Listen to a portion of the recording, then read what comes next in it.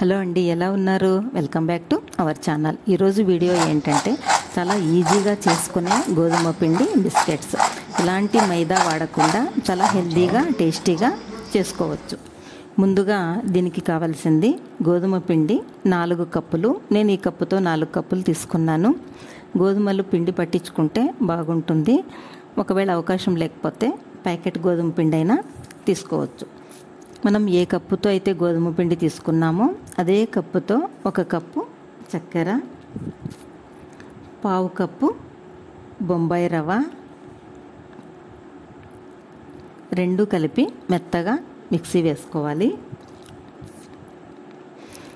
1 cup ఎండు కొబ్బరి తురుము పిండిలో వేసుకోవాలి. చక్కెర ఇలా మెత్తగా పౌడర్ చేసుకుంటే సరిపోతుంది. పిండిలో ఒక 3 టేబుల్ స్పూన్ల కాచిన నెయ్యి వేసి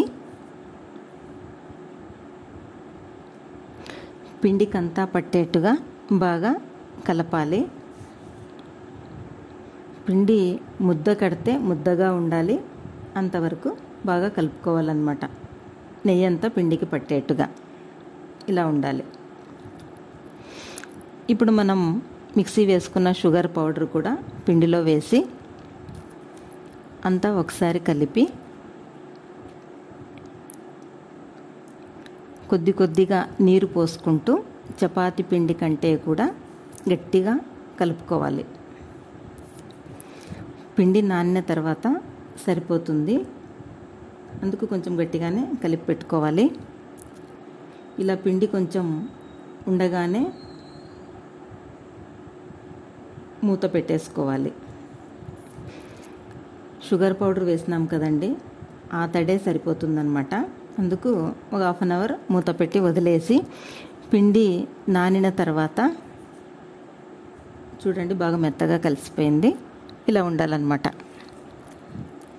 చక్కెర వల్ల బాగా మెత్తబడిపోయి ఉంటుంది. అంతా పిండిని ఒకసారి కలిపి ఒక చపాతీ పిండి సైజు ముద్ద తీసుకొని చపాతీలాగా తిక్కోవాలి. మీ దగ్గర పీట ఉంటే పీట పైన అయినా కూడా చేసుకోవచ్చు అన్నమాట. ఇలా ఒక పెద్ద చపాతీ సైజుకు చేసుకొని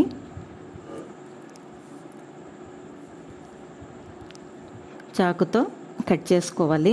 ఒకవేళ మీ దగ్గర పిజ్జా కట్టర్ ఉంటే కట్టర్తో అయినా చేసుకోవచ్చు, లేకపోతే చాకుతో అయినా ఇలా కట్ చేసుకోవాలి.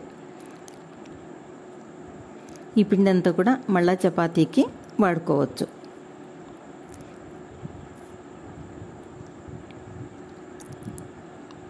ఇప్పుడు మనకి ఇష్టమైన షేప్లో కట్ చేసుకోవచ్చు అన్నమాట. కొద్దిమంది డైమండ్ షేప్ కట్ చేసుకుంటారు, కొద్దిమంది ఇట్లా స్క్వేర్ షేప్ కట్ చేసుకోవచ్చు, లేదా మన దగ్గర మౌల్డ్స్ ఉంటే మౌల్డ్స్లో అయినా కూడా కట్ చేసుకోవచ్చు అనమాట. పిల్లలు ఇష్టంగా తినేటువంటి మౌల్డ్స్ ఏవైనా ఉంటాయి, బొమ్మలవి, అట్లా దాంతో అయినా కట్ చేసుకోవచ్చు. పిండి ఇంత మందంగా ఉంటే సరిపోతుంది. మరీ పల్చగా చేసుకుంటే బిస్కెట్స్ చిప్స్ లాగా ఉంటాయన్నమాట. అట్లా కాకుండా కొంచెం మందంగానే తిక్కోవాలి. ఇప్పుడు ఇవన్నీ ఒక ప్లేట్లోకి తీసుకుందాం.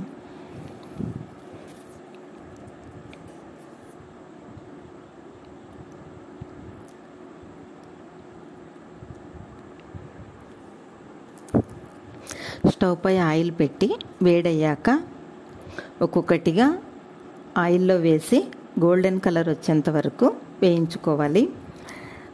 స్టవ్ మీడియం ఫ్లేమ్లోనే పెట్టుకోవాలి. పెద్దగా వేస్తే ఎర్రగా అవుతాయి కానీ లోపల కాగిండవు, అందుకు మీడియం ఫ్లేమ్లోనే గోలించుకోవాలన్నమాట. పిల్లలు చాలా ఇష్టంగా తింటారు. మరి మీరు కూడా ఒకసారి ట్రై చేసి చూడండి. ఇవి 2 నెలల వరకు నిల్వ ఉంటాయి. ఒకేసారి ఎక్కువగా వేసినా కూడా ఇవి ఒకదానికొకటే అతుక్కోవు. చూడండి ఇట్లా మందంగా ఉంటే లోపలంతా కూడా ఆయిల్ పోయి పొరలు పొరలుగా వస్తుందన్నమాట.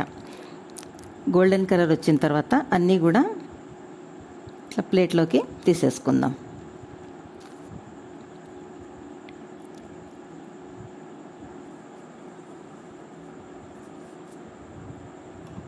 చూసారు కదండి, మీకు కూడా నచ్చితే ఎలా ఉన్నాయో చెప్పండి.